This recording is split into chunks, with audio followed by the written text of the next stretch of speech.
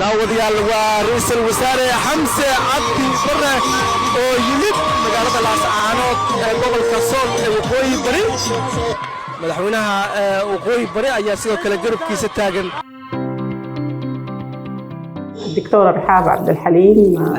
دكتور رحاب عبد الحليم اختار ku takhasusay cudurrada haweenka iyo dhalmada ee isbitaalka Albirri waxaan idinku bishaareynayaa war weyn oo farxad leh laga bilaabo 1 bisha Agoosto ilaa 31 Agoosto isdiiwaangelinta ticketka ama lambarka qaybta haweenka iyo dhalmada waxay noqon doontaa bilaash waxaan si diiran u soo dhaweyneynaa dhammaan hooyooyinka uurka leh si ay ula socdaan caafimaadkooda iyo kan ilmahooda haweenka qaba cudurrada haweenka si ay u helaan baaritaan iyo daaweyn sax ah lamaanayaasha la tacaalaya dhalmo la'aanta si loo sameeyo baaritaan iyo qorshe daaweyn oo ku haboon isbitaalka Albirri waxaad ka heli doontaa adeegyo caafimaad oo casri ah baaritaano dhameystiran iyo dhaqaatiir khibrad leh oo diyaar idin ah halumin fursadan ka faa'iideyso ticketka bilaashka ah laga bilaabo bisha Agoosto ونرحب بكم بمستشفى البر العام في المنطقة 4 ومرحبا بكم